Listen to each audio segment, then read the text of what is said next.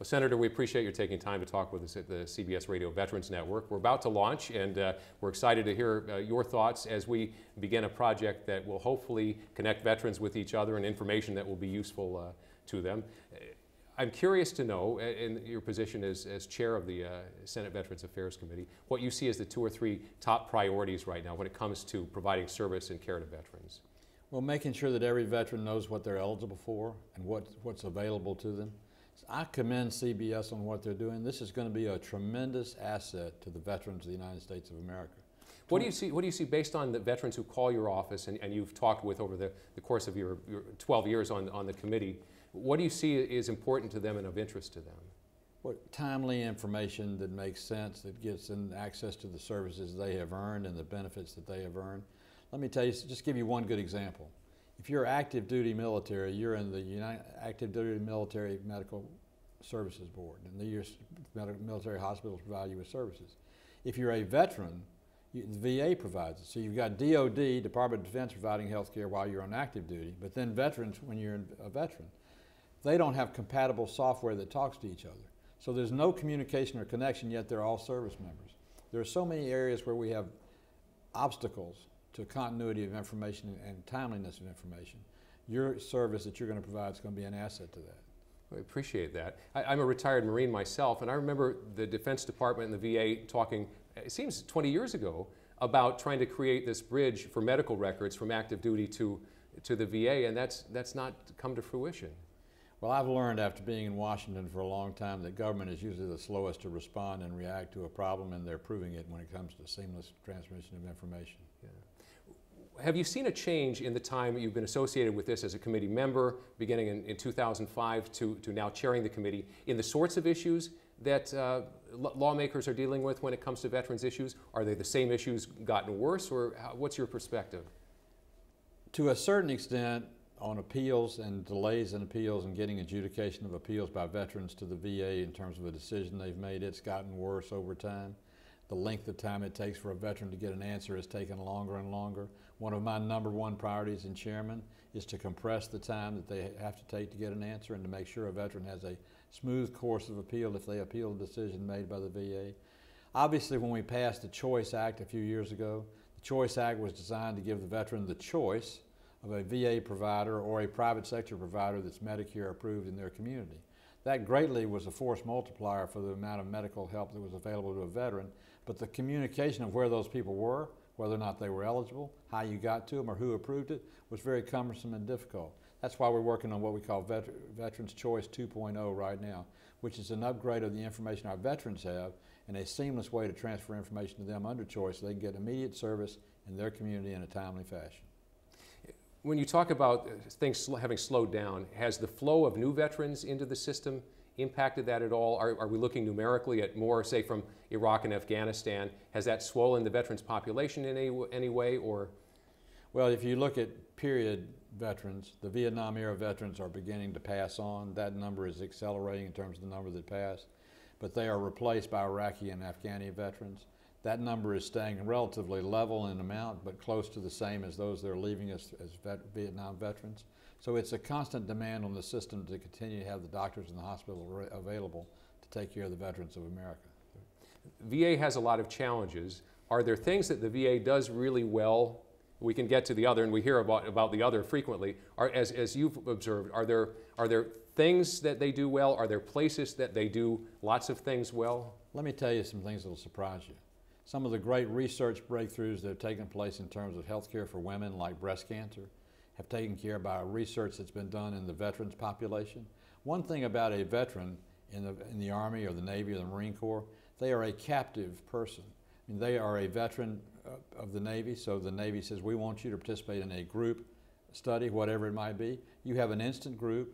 You have a group of people where you have homogeneous information. People can't leave it. The information's available, and you can do studies that are really helpful. That has happened on prostate cancer. It has happened on multiple sclerosis. It is helping on breast cancer, and it's helping on other things today. So one thing it's providing is a lot of research information that's helping us to find better ways to treat different diseases. We've also had breakthroughs because of the nature of the injuries of war today. War prior to World War II, about 90% of those people wounded on the battlefield didn't make it to a hospital. Now about 90% make it from the battlefield to a hospital. In fact, today if you're hit in Afghanistan and lose a leg, you may be picked up on the ground, but 24 hours later you'll be in Landstuhl Military Hospital in Germany, and soon in Atlanta, Georgia, or somewhere in America at an American Veterans Hospital. So the access to care, the quality of care, and the type of the care, I mean traumatic injuries that go through now, loss of limb, things of that nature that are characteristic and symbolic of this era of conflict, our VA does a job second to none in the country. Development of prosthetics, I know in the military system, and I assume VA following on has been part of that.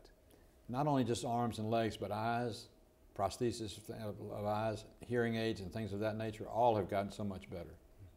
On the other end of the continuum, is there something that you look at when you see the government services being provided that say, this is really subpar right now and needs to be fixed? If you go in a doctor's office in the United States of America today and go to the doctor, they'll have 8 or 10 examination rooms and 8 or 10 nurses and one doctor. The nurses will go in and do the blood pressure and the temperature in advance, and the doctor will go from office to office to office to see the patient. In the military, it's 1 at a time, not 10 at a time. So you have a much less efficient system of delivering healthcare services in the United States military than you do in the private sector. And that's because you have the ingrained, this is the way we've always done it, this is the way we're going to do it. We're doing some things to change that now. And that's followed through in the VA as well, Absolutely. in addition? Yeah. Absolutely. Yeah. In fact, the VA and General Schoonmaker, who was chairman of the VA hospital at Augusta in Georgia, before he went to take over Walter Reed when we had the scandal at Walter Reed, and he brought about the seamless transition of veterans' information from the active duty to veteran status. Prior to that, we had lots of problems. We have less problems today because we have more problems being solved. There are many issues that are contentious on Capitol Hill these days. When it comes to Veterans Affairs, can one assume that this is one of the more bipartisan issues when lawmakers work together, or does it follow sort of the same chain as other we don't have Republican Marines and Democratic Marines. We don't have Republican casualties and Democratic casualties. We've got American veterans and American citizens. There is no partisanship when it comes to giving our veterans every service they deserve and they've earned. The government provides services, so do private organizations. Are there things that you've seen done in the private sector that perhaps could be modeled elsewhere because on small scales they've really made an impressive difference? Well, I think what I gave you in the reference to seeing patients in the clinics was a good example where that could be improved at the VA to learn from the private sector. One thing choice is going to do for us, as more and more veterans are getting their services from private providers in their community, and there's less and less pressure on the VA to hire the doctors and provide the facilities, you'll see more seamless transmission of information one to the other and a more robust delivery system of health care. How about, I'm thinking it from the perspective of private citizens looking to help veterans and perhaps augment what the government is doing. Are there useful things other than, you know, often people will hear, thank you for your service. And I think, my sense is that Americans want to do more. As you talk to your constituents, are there people who are doing things for veterans themselves that sort of augment the government-provided services? Well, first of all, your example is exactly what I hope everybody will do. You know, I'm a Vietnam-era person. I didn't serve in Vietnam, but that was my era, and I was in active duty in the military.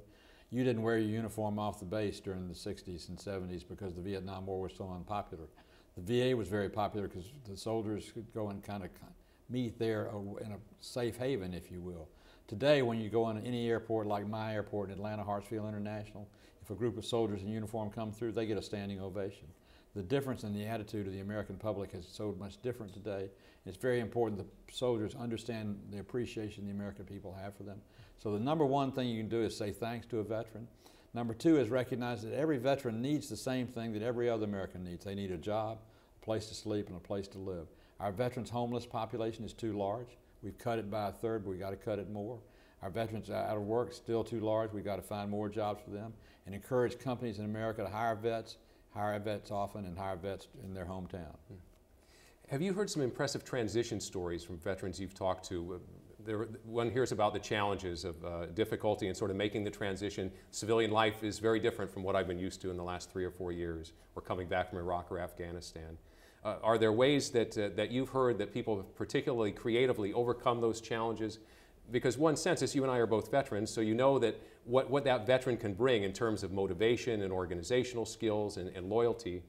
Have you seen some examples of people who have really succeeded and that others might model? Absolutely, and it's important to understand. Number one is look at companies like Home Depot and what they've done in terms of hiring vets. They've led the country in the hiring of vets for years, and they've focused on it. They've made that orange a symbol of their apron of hiring veterans who come in and do meaningful work and have long-term careers. That's an important thing, and they're a great participant in doing that. We've had a lot of private sector people who have done other things. We have a number of people who donate goods. When a veteran's wife is deployed and their family has a problem back home, there are people who come and take care of that problem, whether it's a leaky roof, a leaky faucet, or the need of a new appliance. Those little things that you and I would take for granted as we're taking care of ourselves can make the difference in the quality of life for a family back home. And as you say, amplify that. Thank you for your service. That's exactly right. Anything I've not asked you, Senator, that's important for our audience to know when they begin thinking about veterans issues? There is, and CBS, along with every other network, both radio and television, has focused the last couple of years on a number of the tragedies that have taken place in the VA. Too many suicides, 22 a day in the veteran population, which is way too many. We've had too many people passing away before they could get an appointment in certain VA facilities. We've had less than sanitary conditions in certain laboratories that have caused problems. Let me say this and get this message as crystal clear as I can. The Senate Veterans Committee and the House Veterans Committee have committed themselves to finding out and rooting out those problems and bringing about a sense of accountability to the Veterans Administration and those that deliver the services. We have had a renaissance in that attitude. Failure is not an option. We're going to make sure our veterans get the highest quality service they can. And if we have a bad apple, we're going to make sure that they are held accountable and they are accountable to the veterans they serve, not just hide behind some rule or regulation where they don't do their job. Are you optimistic that the enforcement mechanisms and such will allow the VA director and other oversight organizations in the government to be able to make that happen in the VA? Not only am I hopeful, 2 weeks ago it happened for the first time in a long time. We had a physician in the VA, employed by the VA, who used pornography in the treatment of a case in the VA, which was totally wrong. David Shulkin, the new Secretary of the Veterans Administration, terminated them, and within 10 days they were gone, and nobody tried to defend them. And I put out a press release backing up what Dr. Shulkin did.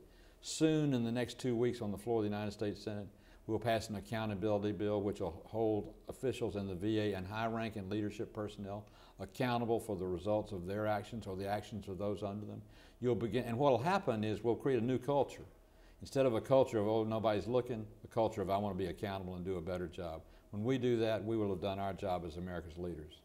Great. Appreciate your time, Senator. Thanks so much. Thanks to you and CBS very much. Our pleasure.